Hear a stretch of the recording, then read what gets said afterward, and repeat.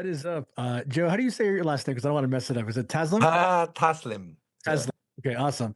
Joe, it is an absolute honor and pleasure to have a legend as your stature on my show today. Thank you.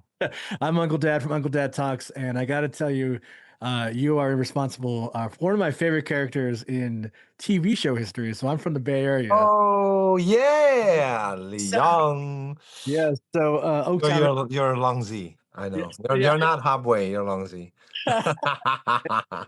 So I'm so excited to just to have you and talk to you about your coming movie and a bunch of other stuff. But you're an accomplished, martial artist. You're an accomplished actor. But there's something I found out that we have to discuss right away. You're Hmm. also a DJ. Yeah. Let's talk about that real fast if we can. Like, what do you normally DJ, and how did you get into that world? You Because know what? I gotta give it to the Warriors first because season three, when we were shooting Warrior, I think I had a couple days off, and then I was like, you know what?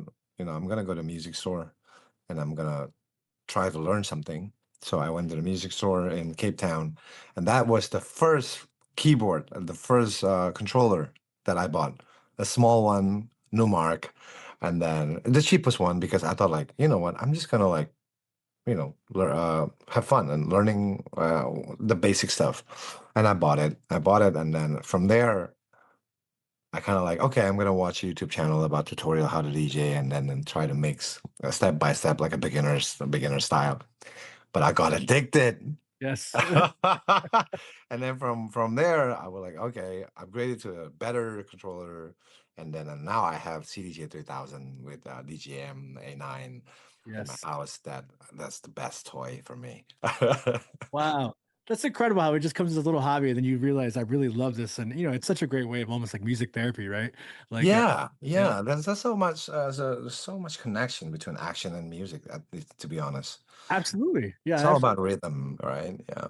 absolutely. And I wanted to get into that too, but before I do that, so what kind of new music do you normally mix? Is it mostly hip hop or Hip hop, R&B. R&B? Okay. Yeah, R&B. I tried to mix like higher BPM, but I realized that I don't like fast music that much. Okay. Yeah, I mean, I tried to mix like fast music, but it's too fast, and I don't.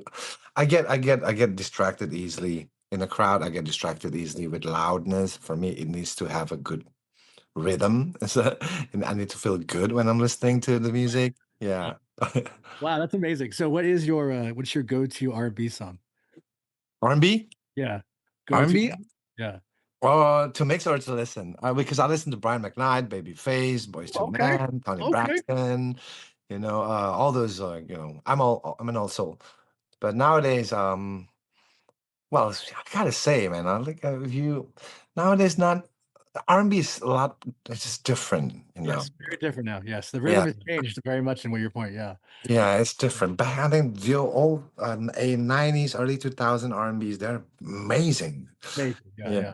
Like Ali, all that stuff. Yeah, I could talk about R&B all day. Sorry, I just that's my favorite thing in the world. So when I found that out about you're into that, I was like, wow, I have to talk to you about Yeah, it. especially from Bay Area Yeah, E40. E40. Yeah, yeah, Have you seen the TV show Blind Spotting? yeah. I Mustafa. I sing E40 song, but I Yep. changed it. It was supposed to be a rap song, Yeah. but I sang that song in a very ballad version of it, and he Yeah. liked it. He posted it. Did. Well, I didn't know my son could be this way. That's amazing. That is absolutely amazing. Joe, let's talk about the Furious, which comes out June 12th. Wow, what a movie, man! This is I think you said it yourself in a previous interview, but it's so true. This truly is going to change, I think, the way we look at action films. It is something Yeah. phenomenal, and you being obviously you're a martial artist, and you've been through so many different action films. What do you think really was the biggest challenge for you to get into this mindset for the Furious? Well, I know I'm working with the best people. Kensuke Sonomura and Kenji, and now they're working together in Furious. At that time, I was like, okay, this is a dream team for sure. And Bill Kong, producer, who produced a lot of great action films, and I grew up watching all those films. And then for me, always, I like to push myself. I like to push myself that okay, if I'm gonna do this, I work with the best people. I gotta give something like extra. I want to do more and more. So when they offered me Naveen, I realized, okay, this character is actually more dramatic. It has, many action scenes, but essentially, he is the voice of the main plot. So I was like, okay, so I got to do extra. This is a great, it's a great challenge because Kenji told me, yeah, you're gonna do all the talking because the other guy, I'm in the other lead, he can't talk. What do you mean? He can't talk? Yeah, he's mute. So all the exposition, all the main plot things, motivation, so is gonna come from me. Yeah, from me. Holy cow! I mean, like I was holy cow. So that's I didn't expect the responsibility, but a lot of discussion with Kenji and a lot of discussion with, and I realized I love this character so much because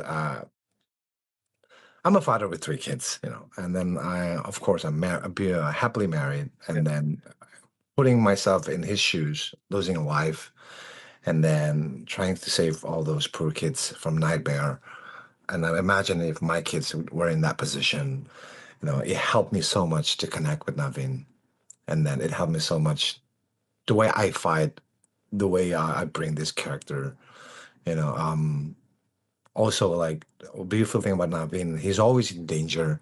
He's not a kung fu master. He's not like ex-Navy SEAL or ex-assassin. He's just a husband that know how to fight, has a judo background, but he's always trying to survive one fight to another. And for me, that's beautiful too, because it made him more human. And then we have so many great characters already that super good in martial arts. Like, and then we have Naveen that his motivation is to find his wife and save the kids. For me, that's amazing. This role it has both action and drama at the same time.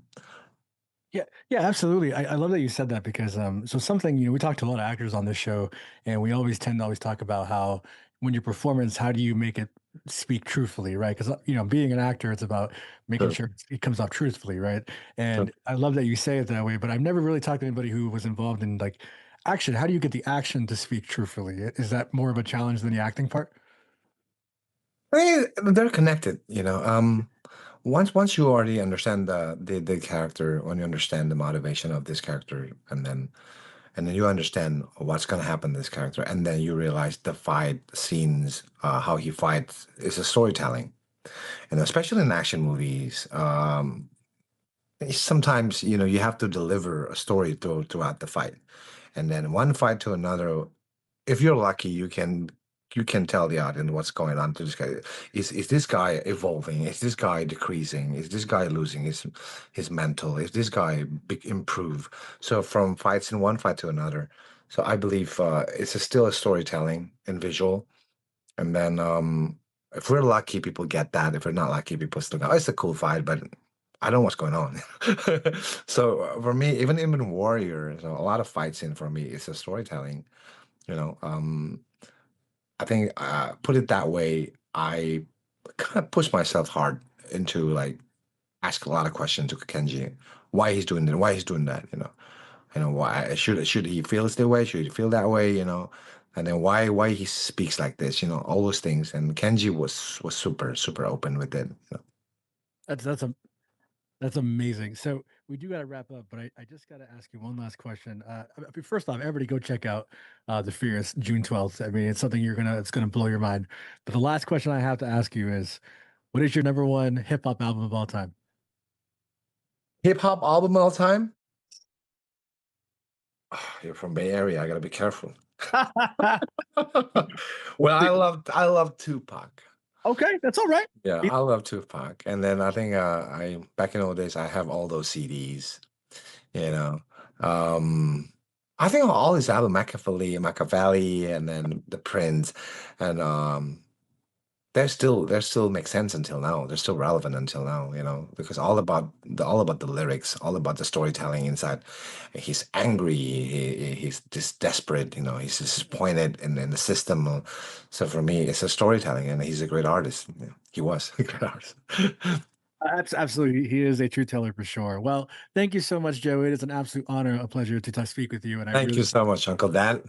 take care. Okay, we'll talk to you Take later. care.